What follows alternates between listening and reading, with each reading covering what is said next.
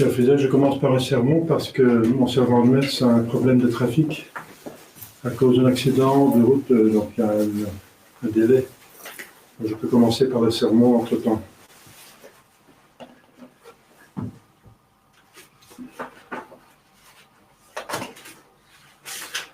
D'abord quelques annonces. Aujourd'hui, bien sûr, le 6e dimanche après la Pentecôte. Demain, Saint-Antoine-Marie Zacharia, confesseur. Mardi de la Féerie.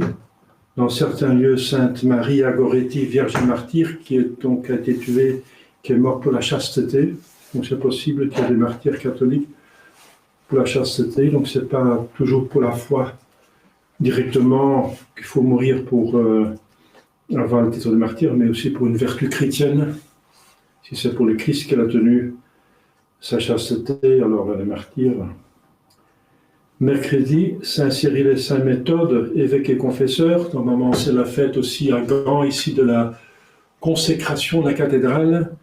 Mais puisque la cathédrale est depuis 160 ans dans la main des modernistes, hérétiques, schismatiques, et maintenant même d'un évêque qui n'a pas vraiment d'ordination et de sacre valide, eh bien, on ne peut plus dire la messe, puisque on ne peut pas mentir. Dans le texte, on prie que pour ceux qui visitent cette église, cette cathédrale serait confirmée dans la foi, etc., qui trouvent de la dévotion. Ce n'est pas possible, parce que les églises, nos bâtiments, n'est-ce pas, qui étaient catholiques avant le concile, qui appartenaient à l'église, et qui sont qui sont tombés dans les mains des infiltrés, ce sont justement devenus des lieux d'exécution. C'est là où les gens ont perdu la foi. Par le clergé, les prêtres, les évêques, le pape, qui a perdu la foi, et qui sont maintenant, anti-pape, donc ils sont... c'est là où les gens, en allant à la messe, à l'église, ont perdu la foi systématiquement. Donc c'est horrible. Ce sont des lieux d'exécution de la vie surnaturelle. Et c'est pire que la vie de meurtre, de la vie naturelle, dirais-je. Par exemple, l'avortement, c'est très grave, mais les enfants sont encore des enfants qui sont avortés, sont encore dans un certain bonheur naturel, dit saint Thomas. Mais si on fait tomber les gens dans des péchés mortels, c'est l'enfer, n'est-ce pas, pour l'éternité. Donc en soi, perdre la vie surnaturelle est plus grave que la vie naturelle. En perdant la vie naturelle, on peut même gagner le ciel, par un martyr par exemple. Donc ce sont des lieux d'horreur, comme on ne peut plus fêter par exemple la cathédrale Saint-Éric à Uppsala, à cause du protestantisme, on ne peut plus faire cette dédicace de cette cathédrale. Donc, les textes ne correspondent plus, n'est-ce pas, à la réalité, donc ça n'a plus de sens. Donc malheureusement, on ne peut plus faire cette messe jusqu'à ce qu'un oui, un jour le diocèse sera restauré ici à Gand, comme par ailleurs c'est la même situation ailleurs dans le monde. Jeudi, Sainte Élisabeth, reine de Portugal et veuve. Vendredi de la Féerie, en Angleterre, c'est les Saint Jean Fisher et Thomas More, martyrs de l'anglicanisme. En Hollande, je le dis parce qu'il y a aussi des Belges, des Flamands parmi eux, les Saints martyrs de Gorkum. À Bruxelles, il y a une chasse, n'est-ce pas, avec leurs reliques dans l'église, je pense, Saint-Nicolas. À samedi, les saints frères, 7 frères martyrs, et Saint Truffine et Seconde, vierge et martyr. Dimanche prochain, le 7e dimanche après la Pentecôte. Donc, si vous voulez bien faire une prière, que les travaux forcés qu'elle va faire à cause de cette condamnation pour avoir essayé d'empêcher des sacrilèges, que les travaux sont raisonnables, quoi, que c'est même utile d'une certaine façon. Je trouve quelque chose qui est convenable pour un prêtre de 69 ans. Oui, dans quelques jours, j'aurai 69 ans, laisse-moi poser. C'est juillet, c'est justement mon anniversaire. Au nom du Père et du Fils et du Saint-Esprit, ainsi soit-il. Chers fidèles,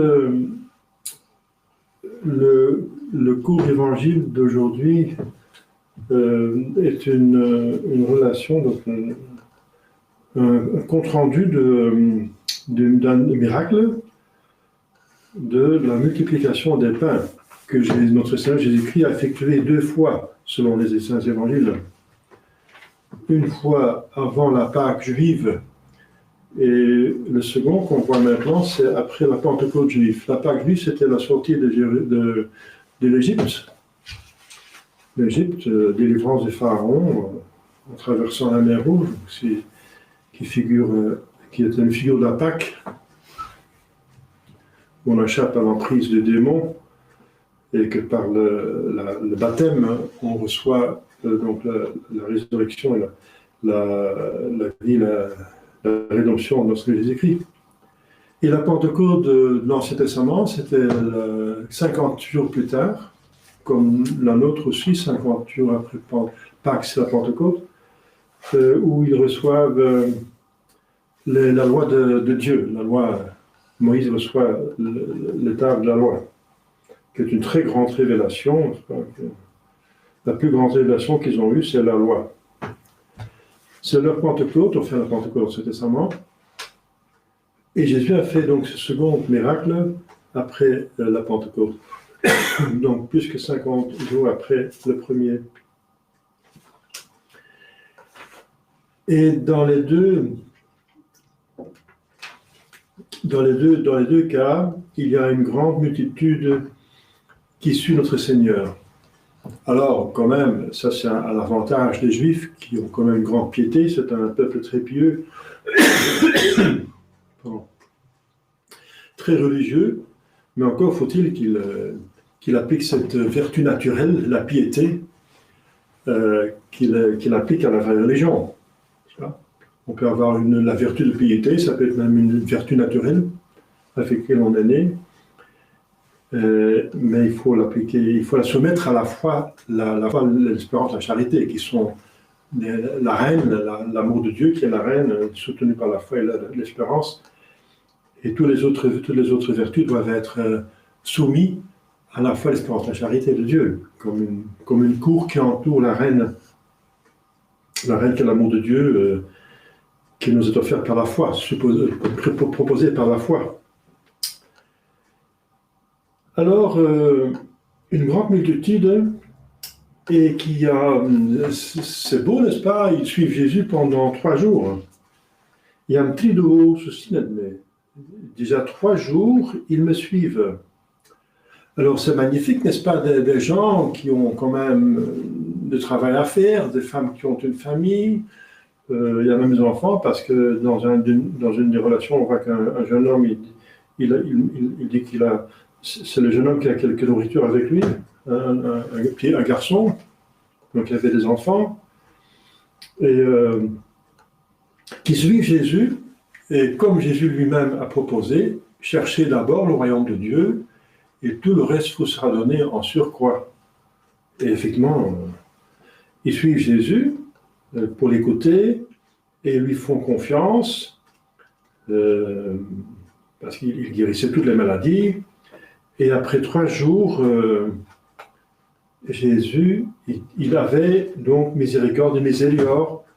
Il dit à ses disciples, j'ai pitié de cette multitude parce qu'il y a 3 jours qu'ils n'ont pas à manger. Donc pas seulement qu'ils suivent notre Seigneur Jésus-Christ, pas seulement qu'ils suivent dans un lieu désert où il n'y a pas de magasin, on ne peut pas acheter des fournitures, donc la nourriture, mais en plus qu'ils se mettent à jeûne, qu'ils 3 jours ne mangent pas. C'est quand même très admirable. Donc on voit quand même parmi le peuple une bonne volonté, n'est-ce pas, une certaine générosité. Et Jésus, l'amour de Dieu, n'est-ce pas, pour les hommes, vous voyez la miséricorde, il dit je ne veux pas les renvoyer à leur maison à jeûne parce qu'il y en a qui vont succomber en cours de route parce qu'ils viennent de loin. Et alors, Jésus pose une question rhétorique, où est-ce qu'on va trouver la nourriture? Et il demandait combien de pains avez-vous? Alors ils répondent, on a 7 pains.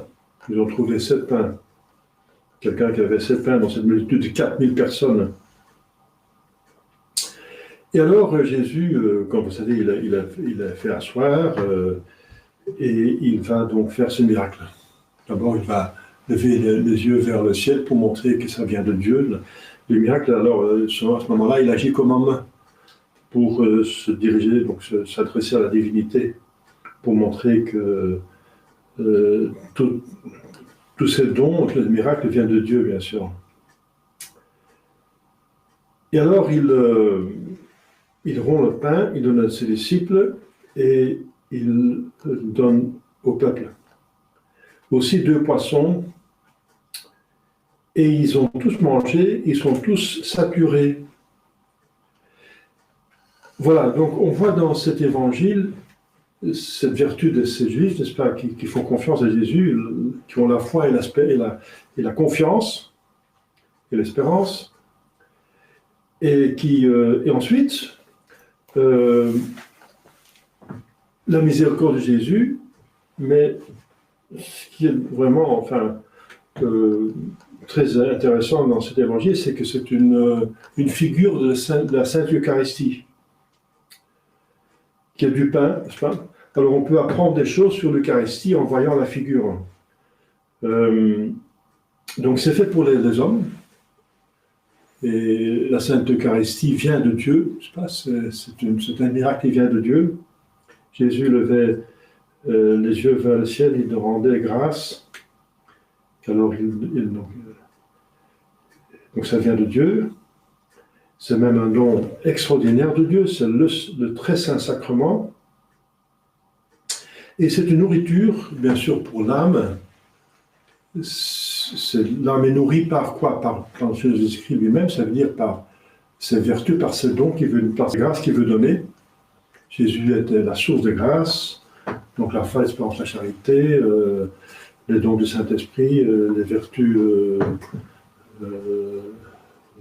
la justice, la prudence, la tempérance et la force, et toutes les vertus.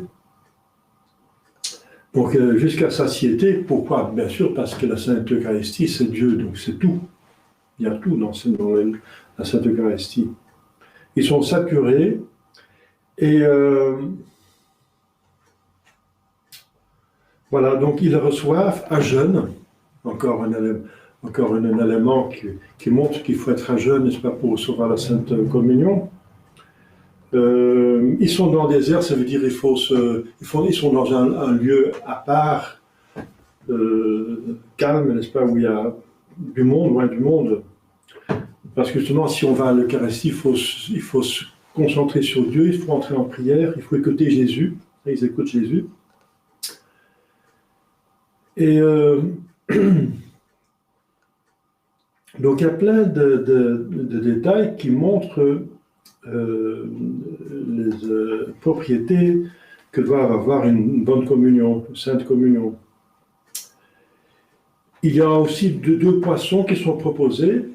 C'est parce que pas seulement la Sainte Communion est une source de grâce, mais aussi il y a d'autres sources de grâce comme les sacramentaux. Il y a 7 pains, c'est encore un symbole selon les pères d'Église, il y a 7 sacrements. Bien sûr, il s'agit du très saint sacrement, la pain avec le 7 sacrements, est comme un soleil autour duquel tournent des planètes, les autres sacrements comme des planètes, hein, parce qu'il faut être baptisé pour pouvoir recevoir avoir le droit de recevoir la Sainte Communion. Il faut la confession, n'est-ce pas, pour se mettre en ordre quand on a perdu le droit de recevoir le Saint-Sacrement par un péché mortel.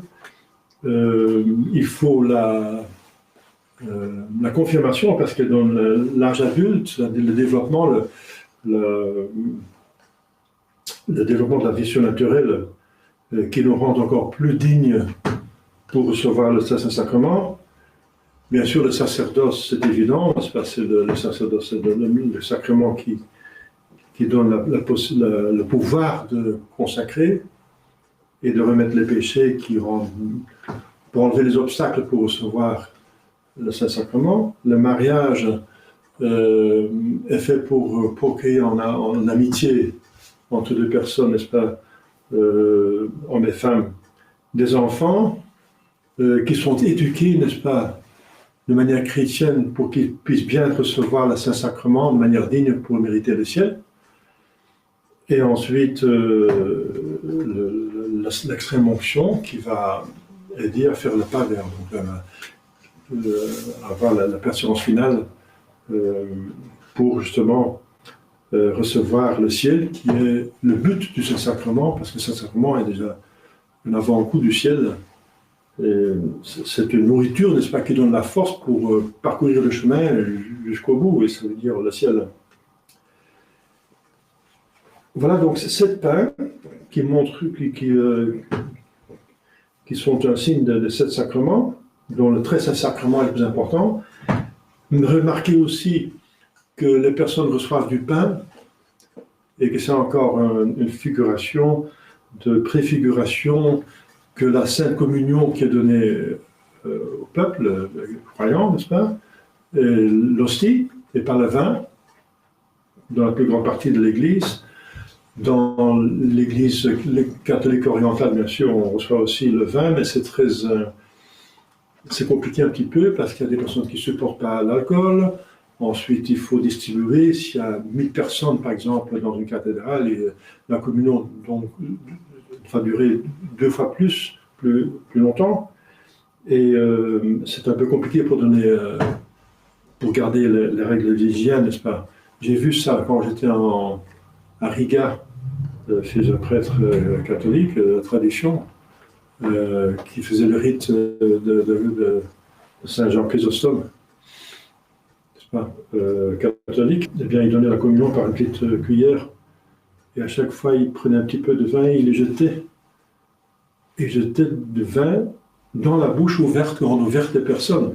Donc c'est assez compliqué, n'est-ce pas? Et je pense que les accidents sont assez faciles. Donc, pour éviter cette complicité, cette complication, je veux dire, l'Église a décrété qu'il suffit, n'est-ce pas, de recevoir le Saint-Pain, l'hostie.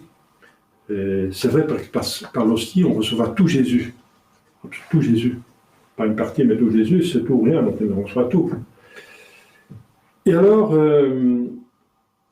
à la fin, Jésus demande de collecter, de récupérer les miettes, le reste et les miettes. Ça montre aussi le grand respect qu'il faut avoir pour la Sainte Eucharistie, parce que la présence réelle, après la consécration valide, est dans le pain, bien sûr, et dans le vin, pour autant que, par la consécration. Donc il y a encore les propriétés de vin et de pain, pour autant que c'est encore visible pour les yeux. Parce que les sacrements sont la liturgie. Et la liturgie est essentiellement symbolique. Donc les sacrements sont essentiellement des symboles. Et ces symboles sont des signes qui sont visibles, qui sont perceptibles par les sens. Donc aussi longtemps que par les sens, on peut voir que l'hostie est du pain, alors, et après la consécration, bien sûr, la présence réelle demeure. Mais si l'hostie n'a plus l'apparence de pain, par exemple quand elle est digérée dans l'estomac, c'est plus comme. Mais aussi, par exemple, quand l'hostie est trop ancienne, comme j'ai reçu ici je ne savais pas, une petite ostensoire avec une hostie de 200 ans, on n'a plus reconnu comme une hostie, c'était totalement fossilisé. Et alors, quand on ne reconnaît plus le pain, la présence réelle disparaît également. Et quand la miette est tellement petite qu'on ne la voit plus avec l'œil, qu'on ne peut plus voir si c'est du pain, alors aussi la présence réelle s'arrête. Même si sous un microscope, on peut encore voir que c'est du pain. Quand même si c'est du pain, la présence réelle s'arrête parce que ce n'est plus un signe. Un sacrement est essentiellement un signe, hein, c'est dans la définition, et quand il perd sa propriété de signe, ça veut dire qu'il ne signifie plus, parce qu'on ne peut plus voir, alors il perd la présence réelle. Donc il ne faut pas s'inquiéter des tout petites miettes qu'on voit à peine ou pas, qui peuvent se trouver sur l'autel. Quand, par exemple, le prêtre brise l'hostie, il y a des petites miettes qui peuvent sauter. Bien, si sont tellement petites qu'on n'arrive pas à voir ce que c'est, alors il n'y a pas de présence réelle, il ne faut pas s'inquiéter. Mais il faut prendre soin des plus petites miettes qui sont reconnaissables. Hein. Alors c'est pour ça qu'il y a un corporal pour récupérer justement l'hostie et les morceaux. Et le prêtre tient le pouce et le dexter, c'est ça le dexter, l'index sur le pouce. Après la consécration, pour que si le cas qu'il y a une miette, qu'il tient la miette, et il va lâcher la prise après l'ablution, après la communion. Et à la communion, il y a un linge de banc de communion, et les fidèles peuvent mettre leurs mains en dessous et faire comme une petite table, n'est-ce pas, pour récupérer la miette, mais puisque c'est risqué, il y a bien sûr la certitude supplémentaire du plateau de communion qui est mis par le servant de messe en dessous du menton des personnes pour que s'il y a quelque chose qui tombe, c'est récupéré, n'est-ce pas? Donc on voit, et si par malheur une hostie tombe par terre, le prêtre va immédiatement arrêter la cérémonie et donc récupérer cette hostie, et ensuite il va mettre par terre un linge pour marquer la place, et on ne peut pas marcher dessus. Après la messe, il va nettoyer avec de l'eau bénite. Donc c'est tout un rituel, n'est-ce pas, par respect de notre Seigneur Jésus-Christ, n'est-ce pas, pour la présence réelle. Donc voilà, quel respect doit-on avoir, surtout maintenant que les vrais prêtres validement ordonnés deviennent rares, et que la présence réelle devient rare. Parce que justement, après l'année 1970, les ordinations sont devenues invalides dans la secte conciliaire, n'est-ce pas? Il y a l'abbé Sekada, qui est le théologien de Monseigneur Dolan et de Monseigneur Sainte-Borne, qui, selon lui, a expliqué que c'est absolument invalide. Il y a aussi l'abbé Desgraviers, qui est un canoniste, un docteur en droit canon, qui, dès le début, les débuts de la résistance, n'est-ce pas, contre le concile, il a fait une étude, il a vu que la formule de l'ordination à la prêtrise et la consécration pour l'épiscopat est plus ambiguë, plus vague, plus ambiguë, que la formule qui a été condamnée par le pape Léon XIII dans le 19e siècle, fin 19e siècle, la formule utilisée par les anglicans. Donc c'est plus ambigu, que la formule des anglicans condamnait par le pape. Donc c'est évident qu'alors c'est invalide. Mais s'il y a jamais encore un doute pour des personnes, parce que les évêques de la fraternité Saint-Pédis disent que c'est valide. Bien sûr, parce qu'ils veulent le plus possible plaire à Rome, puisqu'ils veulent absolument des accords avec Rome. Alors on prend la position minimale, que vous êtes plutôt pour cette prise de position des évêques de la fraternité Saint-Pédis, quoique c'est quand même, à mon avis, pas très raisonnable. Mais en tout cas, même si vous prenez cette position, il faut avouer qu'il y a une discussion sérieuse. Et la discussion sérieuse pose donc, au moins pour ceux qui ont le doute, justement, même ceux qui prennent notre position, le doute, puisqu'il y a deux positions contraires avec des arguments convenables. Alors il faut au moins avouer qu'il y a un doute. Alors il y a un principe dans l'Église catholique que concernant la matière des sacrements, quand il y a un doute sur un sacrement, il faut le tenir comme invalide. Donc, ou bien vous acceptez qu'il est invalide, par les études sérieuses de l'abbé Secada, le docteur Dédé Gravier, et aussi sur Ore Sanctifica, n'est-ce pas? Il y a toute une étude faite par des spécialistes qui est sur Internet, Ore Sanctifica. Eh bien, même si vous n'êtes pas de cet avis, encore vous êtes obligé de tenir l'ordination et sacre Novus Ordo comme invalide, à cause du doute. Voilà. Donc, heureusement, d'une certaine façon, parce qu'à cause de la communion dans la main, j'ai vu ça par mes propres yeux, qu'il y a des mythes qui tombent par terre et on marche dessus. Heureusement que maintenant, ils consacrent invalidement. Le problème était au début, n'est-ce pas, où il y avait plein de prêtres, donc juste après le concile, il y avait encore plein de prêtres qui avaient le sacerdoce valide et qui avaient éventuellement consacré validement dans un rite invalide. Parce que le rite est invalide, la messe est invalide, Novus Ordo. Elle ne sera jamais une messe catholique puisqu'elle favorise le protestantisme. Mais une consécration peut être valide, selon saint Thomas, s'il y a 4 conditions qui se réalisent. Il y a un prêtre vraiment ordonné validement. Il y a la matière valide, du pain de froment et le vin de raisin. Et ensuite, les paroles, juste les paroles de l'écriture sainte et de la tradition.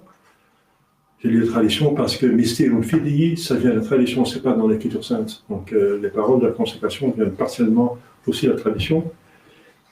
Et ensuite, l'intention, justement, de rendre la croix, donc le sacrifice dans Jésus-Christ présent. Alors, si ces 4 conditions sont ensemble, il y a une consécration valide. Et malheureusement, ça peut se faire.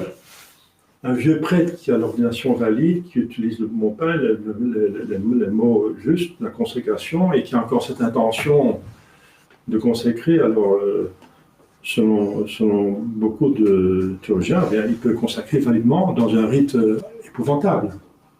Et c'était le grand problème au début, n'est-ce pas, que par la communion dans la main, les miettes tombaient par terre, et alors le Jésus était vraiment piétiné. C'est horrible, horrible. Eh bien, espérons maintenant que c'est fini. C'est un bonheur dans un malheur. Le malheur que leurs ordinations sont venues invalides. En tout cas, dans l'hérésie, c'est bien que l'ordination devienne invalide. Et aussi pour cela, n'est-ce pas? Et alors, c'est aussi un avertissement de ne jamais participer à une messe moderne. Et si vous participez par devoir civil, par une présence, un acte de présence passif, alors ne faites jamais une adoration, parce que adorer un morceau de pain, c'est des idolâtries qui est un péché mortel. Donc s'ils n'ont pas de pouvoir de consacrer à la consécration, il y a un morceau de pain, on ne peut pas l'adorer. Adorer un morceau de pain est un acte de péché mortel, n'est-ce pas? Donc vous voyez, il ne faut pas participer à des rites pareils. Donc tout ça par un respect du Saint-Sacrement.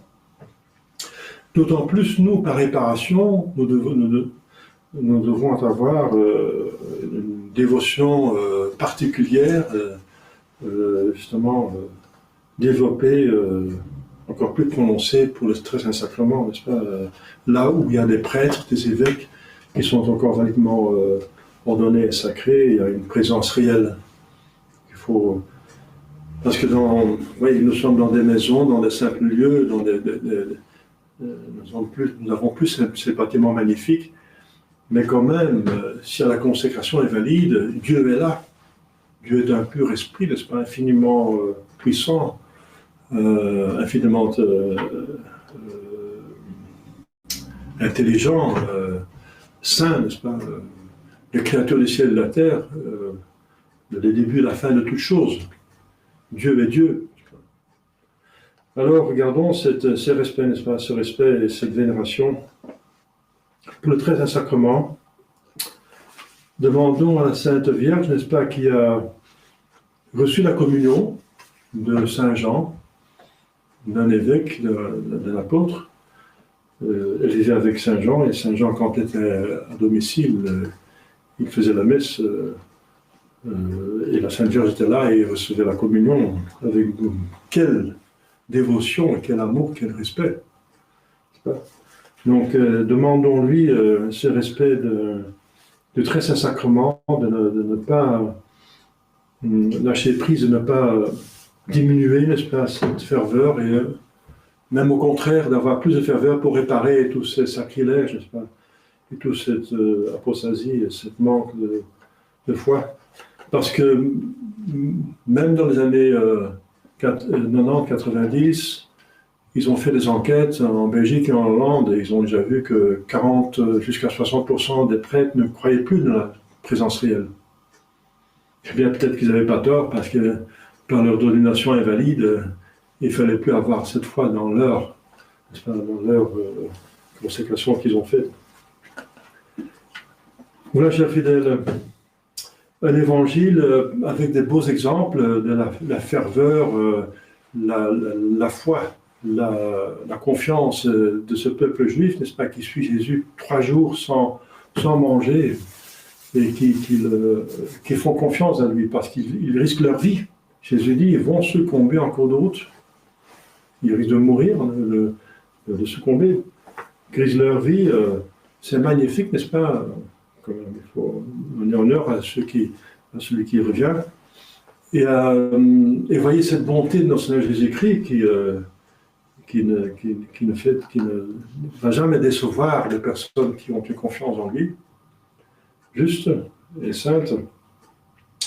Et toute cette préfiguration de la Sainte Eucharistie avec tous les détails qui sont déjà là, donc préfigurés, et que nous vivons maintenant, que nous pouvons vivre régulièrement. Quel bonheur! Donc ayons une grande estime de la Sainte Eucharistie, n'est-ce pas? Dieu parmi nous. Au nom du Père et du Fils et du Saint-Esprit, ainsi soit-il.